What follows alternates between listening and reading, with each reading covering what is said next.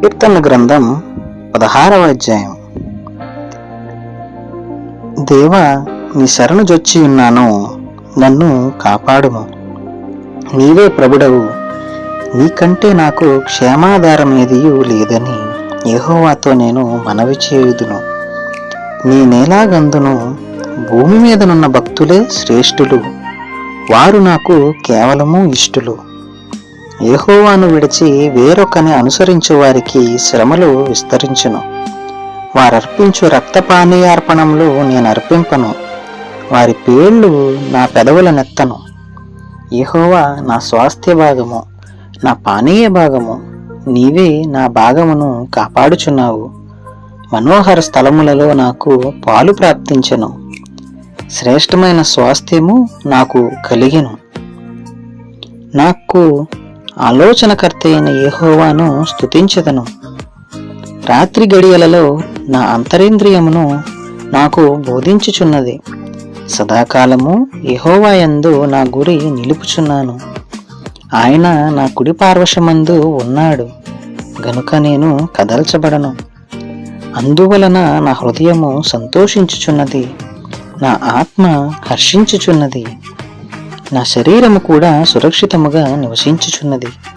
ఎందుకనగా నీవు నా ఆత్మను పాతాళములో విడిచిపెట్టవు, నీ పరిశుద్ధిని కుళ్ళు పట్టనీయవు. జీవమార్గమును నీవు నాకు తెలియజేసదవు.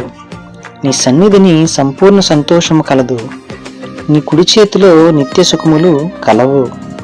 ఆమేన్. ఈ యొక్క 16వ అధ్యాయంలోనండి దావీదు మహారాజు గారు ఏమని తెలియజేస్తున్నారంటే, దేవా, శరణు జొచ్చి ఉన్న నన్ను కాపాడు. నీవే ప్రభువు, నీవుంటే నాకు ఎంతో క్షేమము, నీవు లేకపోతే నాకు క్షేమము లేదు అని దేవునితో మనవి చేసుకుంటున్నారు. ఆయన ఏమని అంటున్నారంటే, భూమి మీద ఉన్నటువంటి భక్తులే శ్రేష్ఠులు, వారే దేవునికి ఇష్టులు అని సెలవిస్తున్నారు. యెహోవాను గనక విడిచి ఆయన కాక వేరే వారిని అనుసరిస్తే గనక వారికి శ్రమలు విస్తరిస్తాయి. వారు ఏది అర్పించినా కూడా అది దేవుడు స్వీకరించడు. కాబట్టి దేవుణ్ణి అనుసరించి జీవిస్తే మనకు మనోహరమైన స్థలములో మనకు పాలు ప్రాప్తిస్తుంది, శ్రేష్టమైన స్వాస్థ్యం మనకు కలుగుతుంది.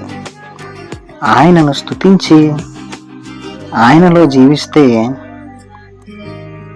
సదాకాలము యెహోవా మనకు మన కుడి పార్శ్వమందు మనకు తోడుగా ఉంటారు.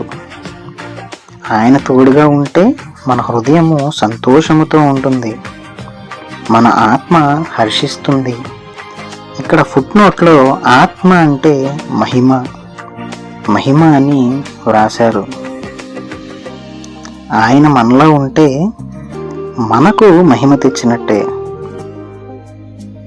ఆయన మనలో ఉంటే మన శరీరము సురక్షితముగా ఉన్నట్టే. ఎందుకంటే మన ఆత్మను పాతాళంలో ఆయన అన్నటికీ విడిచిపెట్టే దేవుడు కాదు. ఆయన యొక్క కుమారుణ్ణి, ఆయన యొక్క కుమార్తెను పరిశుద్ధంగా జీవిస్తే కుళ్ళు పట్టనీయుడు.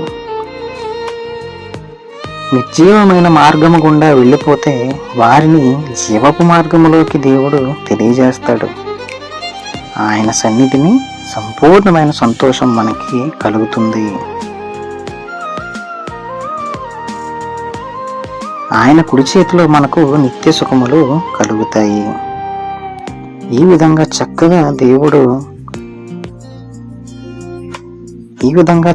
దావీదు గారు ఈ 16వ కీర్తనను వ్రాసి ఉన్నారు. కాబట్టి సదాకాలము ఆయనలో జీవిద్దాము, ఆయన యందు గురి సరుపుదాము, ఆయనలో సంతోషిద్దాం. కాబట్టి కొద్ది మాటలు దేవుడు మన వెనుకల్లో దీవించునుగాక. Amen. God bless you all. Thank you for watching.